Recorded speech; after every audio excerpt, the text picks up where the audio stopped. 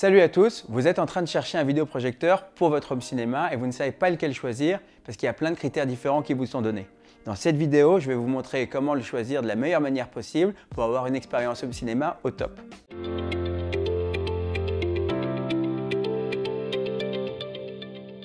Avant de continuer cette vidéo, pensez à vous abonner et à activer les notifications pour recevoir les prochaines vidéos et astuces qu'on pourra vous partager.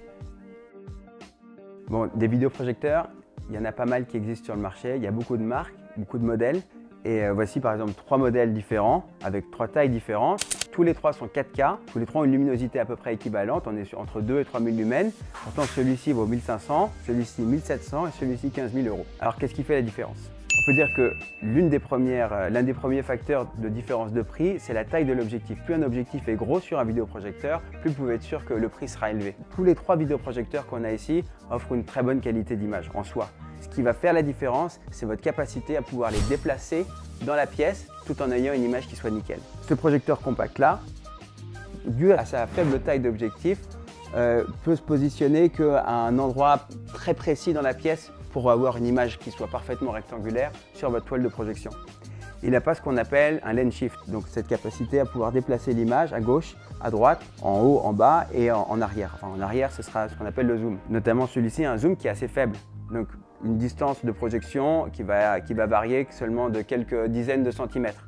Tandis que ceux-là, ces deux projecteurs à côté, vont avoir une variété de zoom qui est beaucoup plus grande, donc une plus grande variété de placement dans la pièce. Vous allez pouvoir le placer pour une même taille d'image entre par exemple 3 mètres et 5 mètres. C'est ce qui du coup me fait continuer sur ces deux modèles, sur lesquels on a ce lens shift qui vous permet vraiment de placer le vidéoprojecteur à gauche, à droite, en haut, en bas.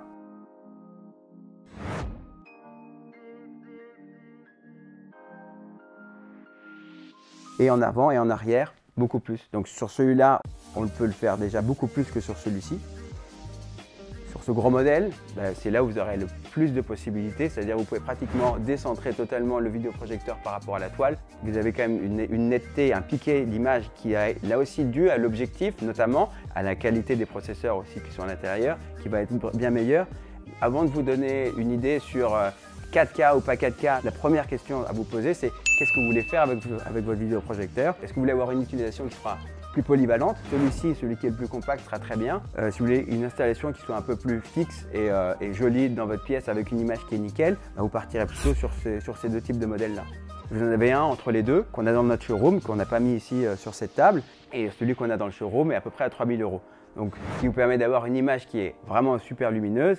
Ce qui fait la qualité de votre projection dans votre home cinéma, ce sera autant le vidéoprojecteur que la toile que vous avez et le son que vous avez autour. Donc si vous avez un super vidéoprojecteur mais une toile qui n'est pas top, vous aurez dépensé beaucoup d'argent pour avoir une image qui ne sera pas aussi bonne que si vous aviez un projecteur moyen sur une excellente toile. C'est pour ça que nous on conseille, la première chose, votre premier investissement, c'est de prendre une toile comme notre toile Infinity qui permet d'obscurcir la pièce lorsque vous regardez au lieu de l'illuminer et de créer une pollution lumineuse.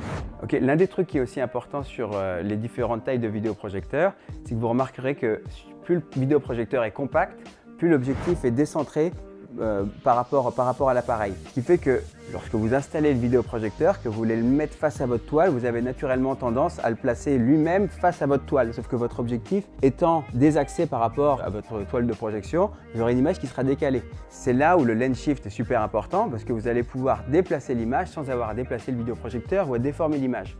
C'est notamment quelque chose qui est impossible à faire sur cet appareil-là. C'est pour ça que mon conseil, d'abord prenez un vidéoprojecteur avec un lens shift qui soit à la fois vertical et horizontal. C'est le meilleur investissement que vous puissiez faire. Si vous êtes en train de préparer votre home cinéma actuellement, j'espère que cette vidéo vous a été utile et vous avez appris des choses. Si c'est le cas, pensez à vous abonner à notre chaîne. On en aura d'autres qui vont sortir sur d'autres sujets qui sont liés à celui-ci. Et puis j'espère à très bientôt.